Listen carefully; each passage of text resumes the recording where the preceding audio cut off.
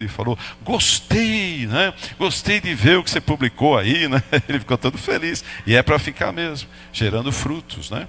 Davizinho falou que ia tocar bateria, né, Davizinho? Olha que bem, se acertou a cabeleira aí, tem tudo para ser baterista, viu? Não é, Vlad? O Vlad falou que até a quinta aula ele vai, depois já não consegue mais, mas vamos acertar isso também. Muito bom isso, né? Termos condições de ensinar para louvar a Deus em nome de Jesus, né? Então, amém, meus amados irmãos. Nós temos nosso querido irmão Edson. Novamente eu convidei para sim trazer o recado de Deus, a palavra de Deus, para nos abençoar, e assim ele vai, usado por Deus, ministrar a palavra do Senhor Deus. E a Bíblia diz que a fé vem pelo ouvir a palavra de Deus, irmãos, que assim nós possamos ser alimentados nessa hora, em nome de Jesus. Deus abençoe, meu amado. Glória a Deus, aleluia. Saúde a todos com a paz do Senhor. Você está feliz com Jesus? Vai ficar mais feliz ainda, porque o Espírito Santo vai falar com você essa noite. Eu tenho a certeza que você vai sair daqui de forma diferente do que você entrou. E eu oro a Deus para que você tenha o entendimento, com culto racional, para que possa entender o que Deus quer ensinar para a igreja nos dias de hoje. Inclusive quem está vendo esse culto pela internet, pelas mídias sociais, eu gostaria que pudesse até compartilhar, porque é uma palavra da igreja, para a igreja. Eu gostaria que vocês ficassem em pé, em reverência à palavra de Deus, e abrissem as vossas Bíblias no livro de João, o Evangelho de João, capítulo de número 14.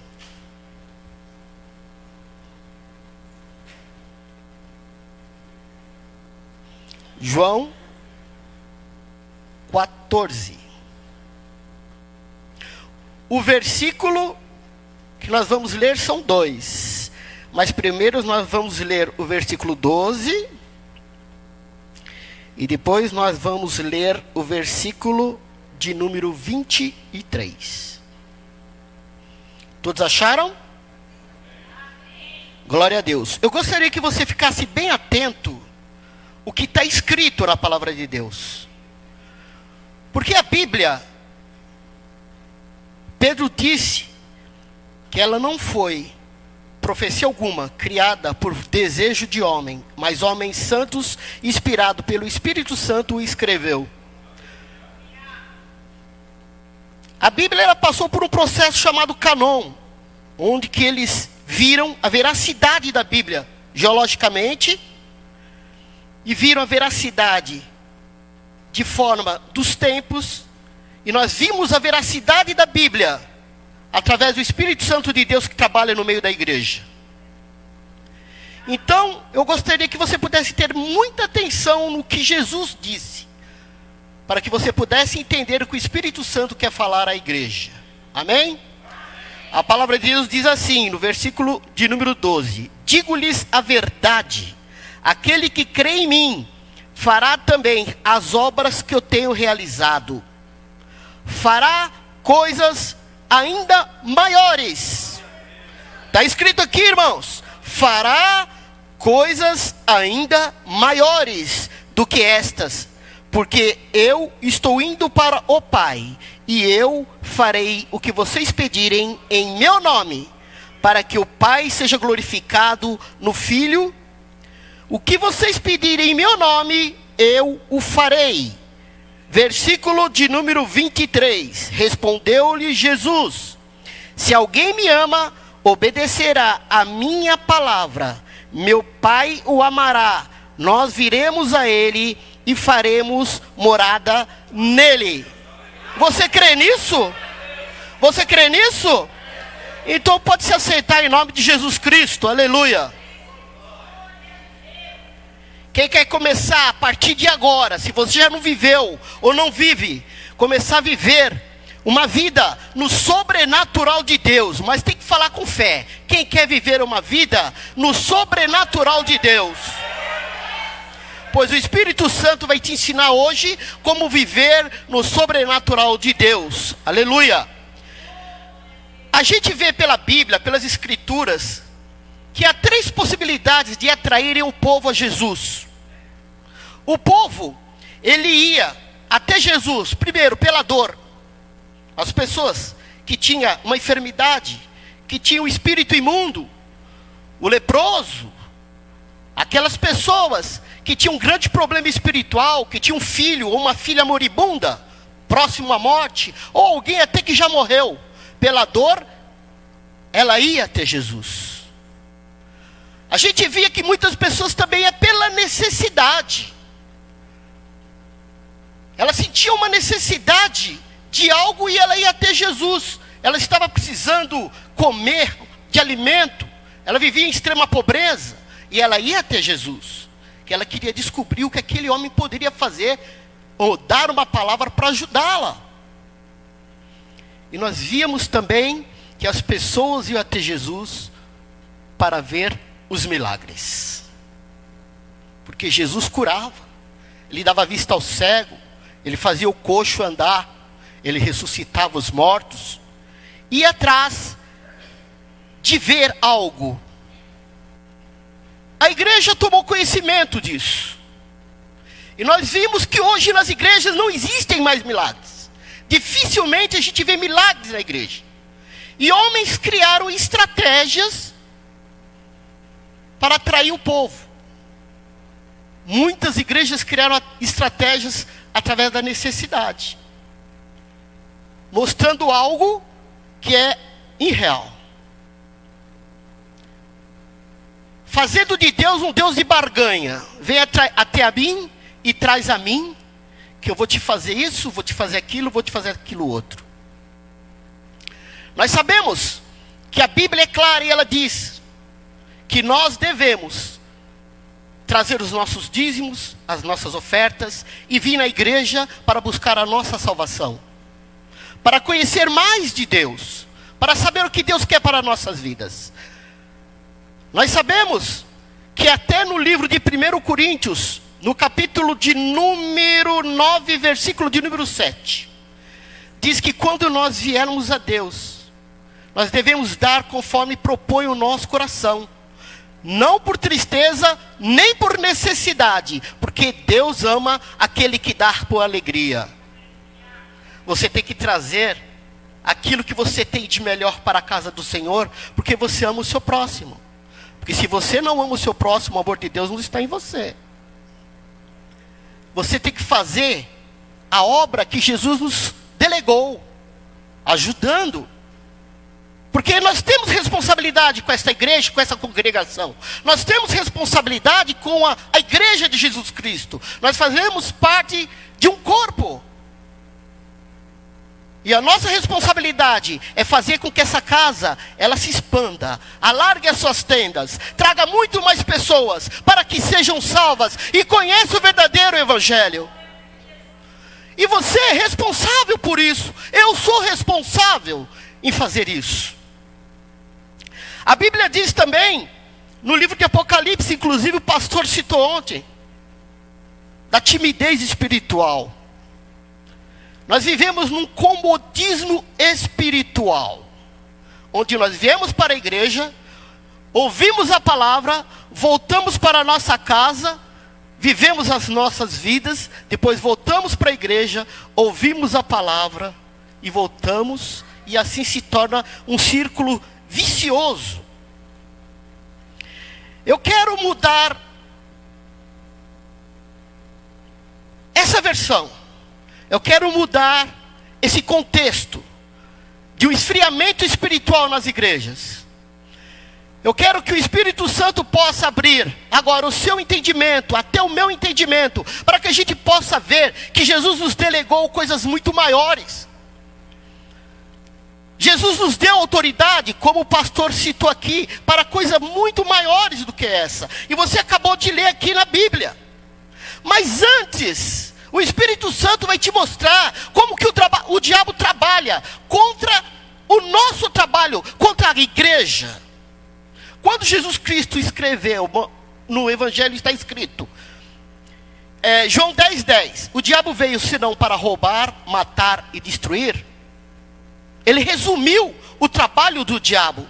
Mas eu vou especificar para você corretamente qual é a estratégia do diabo. A estratégia do diabo começou lá no Jardim do Éden. Porque o diabo, ele é astuto. A serpente era astuta. E eu vou explicar ponto a ponto o que Jesus quis dizer com o diabo veio senão para roubar, matar, destruir, para que depois eu possa entrar naquilo que Jesus delegou para a igreja. Para que você não permita que o diabo venha roubar aquilo que Deus quer te entregar. Lá no Jardim do Éden, a serpente chegou para Eva e falou: mas foi isso mesmo que Deus disse?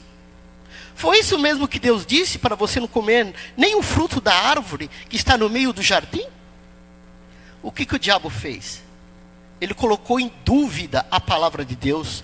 Ele distorceu a palavra de Deus, fazendo uma pergunta para aquela mulher. É o que o diabo faz hoje, ele distorce a palavra de Deus. Justamente por isso que o evangelho está banalizado. As pessoas hoje falam: mas não é bem assim, os tempos mudaram. Desde Cristo para cá, desde os apóstolos para cá, se criaram muitas heresias. Líderes religiosos que leram a palavra de Deus, entenderam do seu próprio jeito, e não a sã cristã que é o evangelho, a sã doutrina que é o evangelho, e distorceram, líderes criando hereges que os seguiam, praticando heresias, e às vezes sem mesmo ter o entendimento da palavra, porque foi distorcida. A gente vê muito líder religioso cometendo heresias, porque acha que a palavra de Deus não é bem assim. Consequentemente, ela não agiu conforme a palavra de Deus, pecou, e o salário do pecado é: ladrão veio para roubar. Outra coisa que o diabo faz é mostrar as evidências. E você fique atento para isso. Ele gosta de mostrar as evidências. Mas a palavra de Deus diz o quê? O justo viverá pela... Se retroceder, não agrada o Senhor. Nós não devemos olhar para a evidência. Devemos crer que Jesus pode mudar qualquer situação. Pedro, um homem de Deus, estava com Jesus caminhando, audacioso, andou sobre as águas, mas o diabo mostrou para ele o vento forte. O que ele fez? Tchum! Afundou. Você pode ter a fé que você tiver, se você não olhar para Jesus e olhar para o vento forte, você vai afundar. Você tem que olhar para Jesus, não para o vento forte, não para a tempestade. Quando Pedro olhou, ele teve fé para andar sobre as águas, até um ponto. Quando ele olhou para o vento, afundou. Quando você tiver um problema na sua vida, e se você fica olhando para aquele problema, o diabo vai te mostrar coisa que até não existe. Ele vai te colocar coisas na cabeça que você vai ficar atordoado. Mas você tem que olhar para quem? Para Jesus.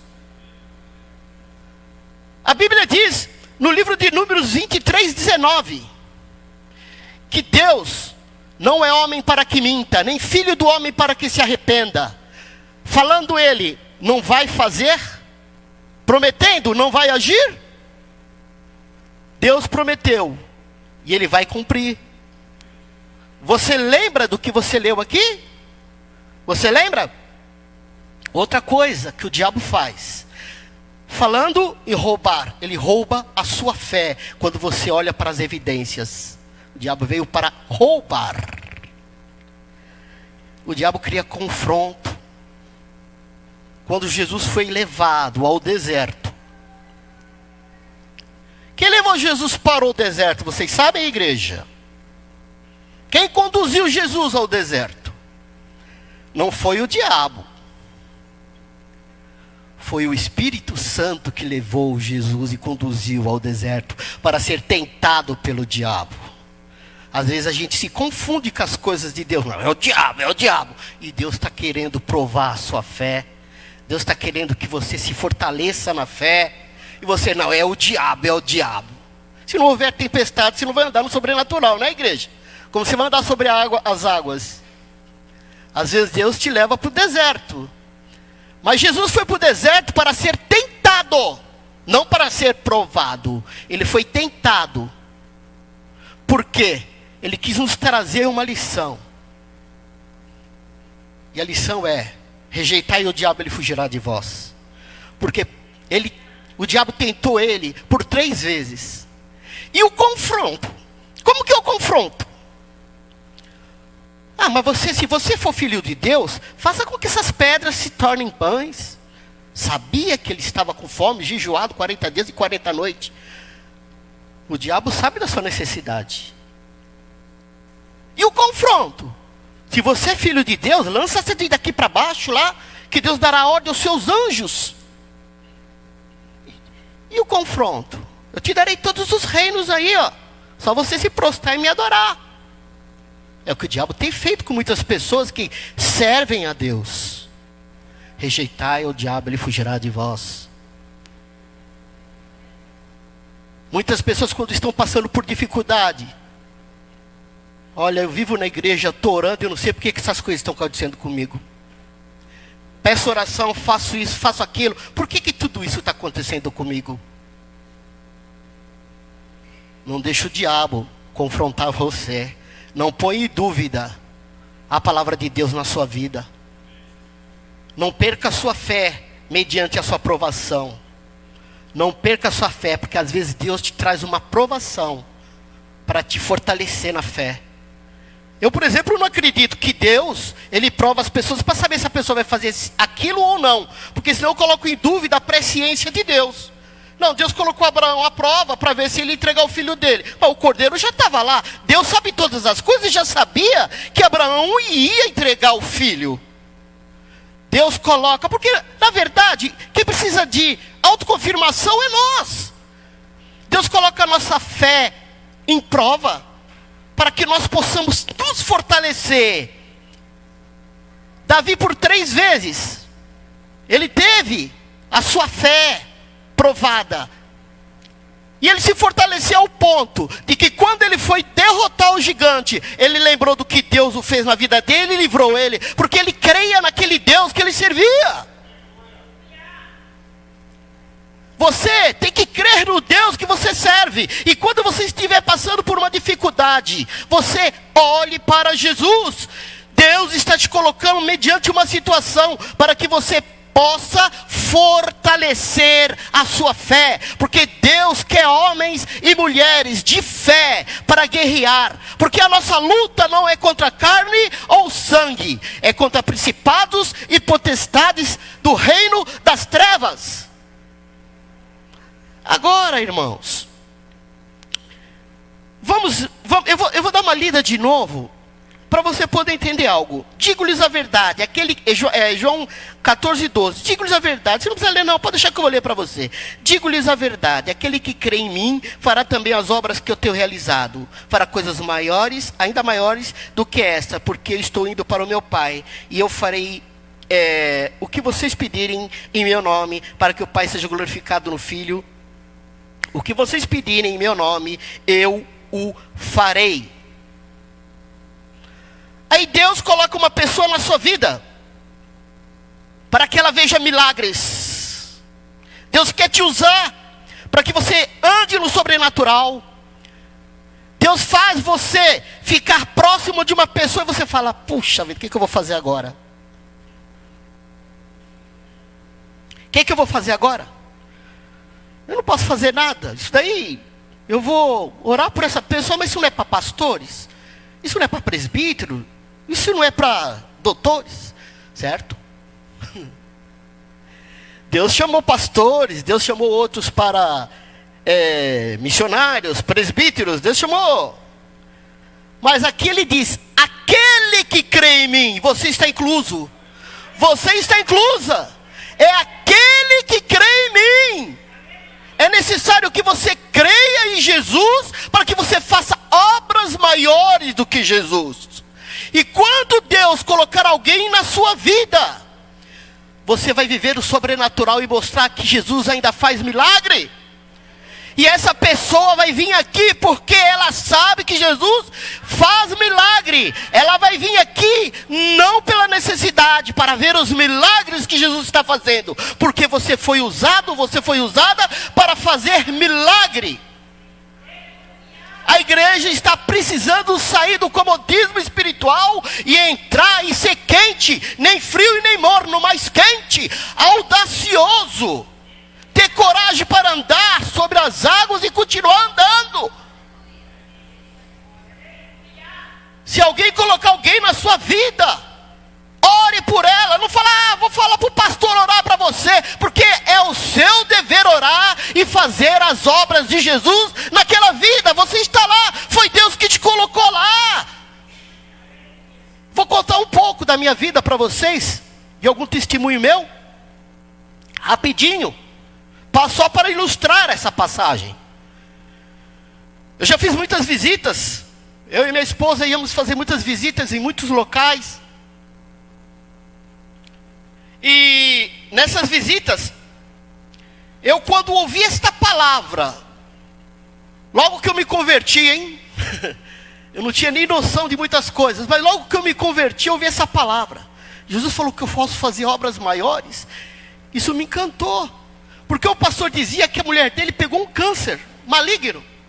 E esse câncer começou a crescer, parecia uma laranja. E o médico falou, ela não tem mais jeito. E esse pastor lá, falava com a mulher dele, não desista, Jesus está com você. Tanto é que ele deu testemunho num dia, numa semana, na outra semana a mulher dele foi lá para dar o testemunho dela. E eu estava nesse culto. E eu fiquei maravilhado com essa palavra.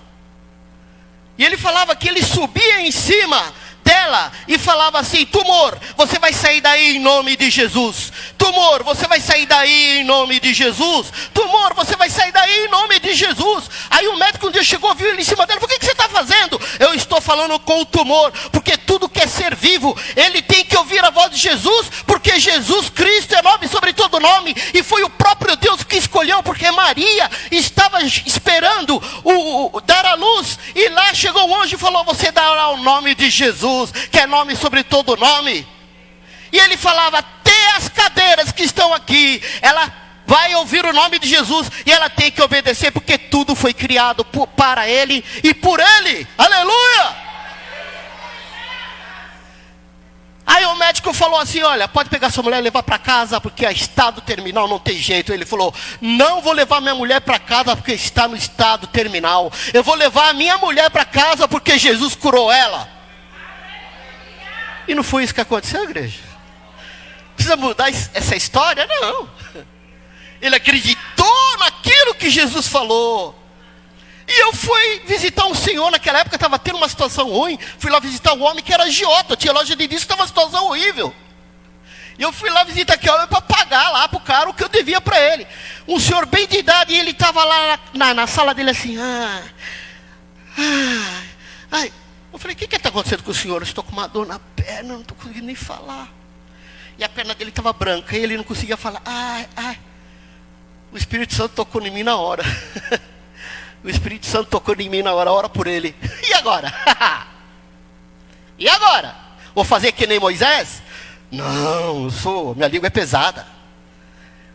E agora? Vou fazer que nem Gideão? Não, eu sou o menor da minha tribo, a minha tribo é pequena, eu sou o menor da minha família. Não, eu falei, eu vou orar. Eu vou orar. Aí eu comecei a orar e fiz aquilo que aquele pastor falou. Em nome de Jesus, todo mal daí vai sair. Em nome de Jesus, todo mal vai sair. E orei. E fui embora para minha casa. Tranquilo, na paz do Senhor. Chegando em casa, eu trabalhava na loja de disco, eu liguei para a família dele. No outro dia, ninguém atendeu. No outro dia, ninguém atendeu. No outro dia, ninguém atendeu. Até que um dia eu liguei, a mulher dele atendeu. E aí o senhor Miguel, posso falar o nome dele? Porque ele já deve estar com Jesus. Como que está o senhor Miguel? Olha, aquele dia que você esteve em casa, eu fui preocupada para o hospital, perguntando como eu ia fazer para fazer o enterro do Miguel, porque ele foi muito mal, a gente teve que levar ele para lá. Chegou lá, o médico falou assim, olha, ele está com uma trombose. A veia que obstrui o coração para a perna está... E a gente não consegue localizar onde parou, onde está bloqueando o sangue. Então, o médico falou, a gente vai ser obrigado a optar a perna dele, cortar a perna dele. Aí foram lá, junto à médica e tal, ela falou, daqui a pouco voltou o médico e falou, olha, a gente vai fazer o seguinte, vamos fazer uma cirurgia nele. Aí a junta médica lá foi lá, cortou o lado dele. Ela falou, eles trouxeram uma bacia assim, ó, cheia de sangue. Não precisou cortar a perna dele. O mal saiu em nome de Jesus. Aplauda o Senhor Jesus por isso, aleluia.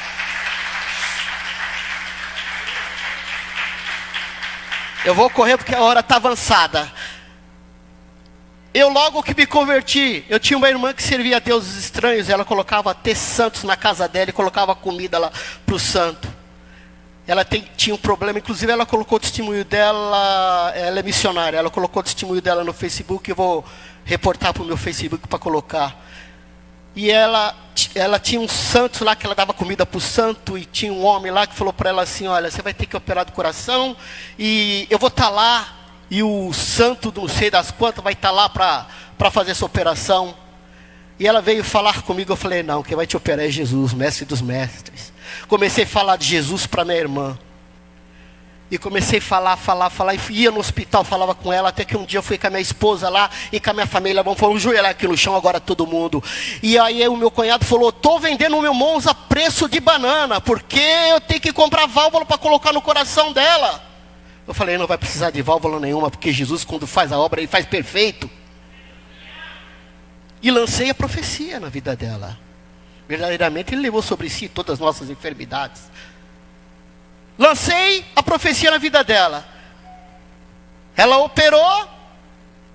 Aí o meu cunhado buscava minhas sobrinhas do lado de fora, o médico, família tal, sobe pro quarto UTI. Família tal, sobe pro quarto UTI. Família tal, sobe pro quarto UTI. E a minha irmã, ninguém chamava ele, então começou todo mundo a chorar no desespero. O médico chamou meu cunhado na sala e falou para ele, vem aqui, faz favor. Ele falou, morreu. Chegou na sala, o médico, parabéns. Não precisou usar válvula. E ela está perfeita, olha. Colocou o coração novo. Nós tiramos o coração dela, limpou tudo, está perfeita. Sabe o que aconteceu com isso, irmã? Sabe o que aconteceu com isso? Ela se converteu ao Senhor Jesus, é missionária, e toda a família dela serve ao Senhor Jesus. Minha filha, quando era pequenininha, ela pegou vitiligo. Sabe o que é isso? Aquelas manchas. Começou o cabelo a ficar branco, era pequenininha, loirinha, bonitinha, aquelas manchas nos olhos. Eu falei, eu tenho um Deus que cura. Um dia ela estava deitada, dormindo, eu coloquei a mão naquilo lá e falei, em nome de Jesus, você vai ser curada. Mas o diabo queria mostrar evidências. Chegou para minha mulher, onde ela fazia tratamento com a minha filha. Chegou para minha mulher, uma mulher lá e falou para ela assim, minha filha, isso daí não tem jeito. Isso daí, ó, quem pega isso aí dificilmente cura essas manchas.